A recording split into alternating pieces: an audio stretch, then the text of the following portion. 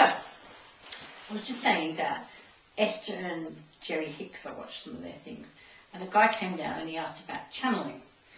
And what I did was, I realised that I've always thought that that's what I wanted to do. And of course I do it when there's a client here. But I don't really want to step out of my body like she does and have somebody using my body without me being aware of what's going on. And then what I did was I actually realised that that was me wanting to censor it. And I had this big aha moment that why would you want to censor something that's really profound?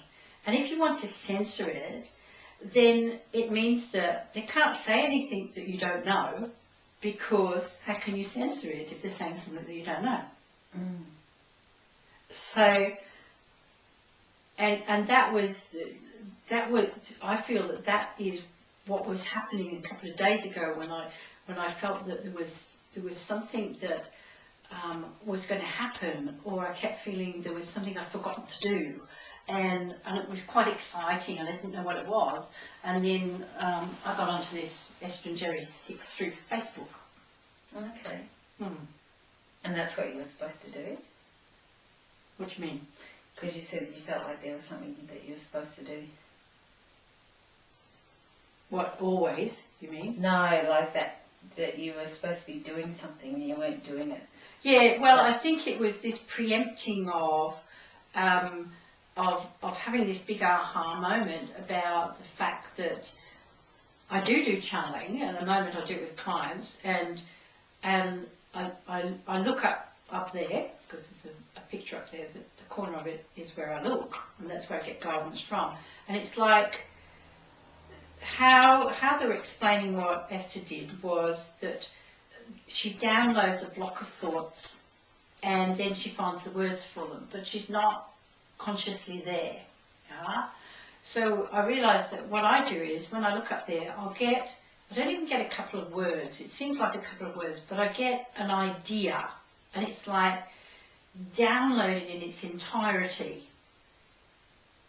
But it seems to be like a second, because I'll just go, oh, okay, and then I'll start talking to people, and I'll talk for 20 minutes on that subject, and I'll have metaphors in there, and I'll have extraordinary things to say to them that changes them, and so I'm actually doing it. So all I've got to do is just sit there and say, okay, what do you want to say? Instead of just thinking I'm not doing it. Mm.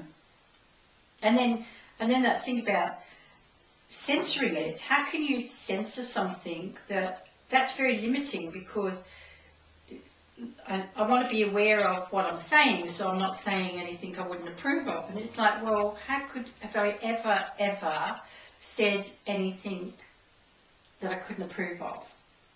Occasionally with a client I've said, oh, I can't say that. And then the client goes, say what? And then I say it and they go, oh yeah, I get that.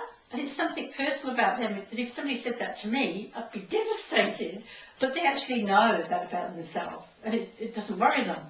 Mm. So even in those instances, even if I've gone, I can't say that, and then I do, it's nothing, you know, because whoever I'm working with knows more about them than I do.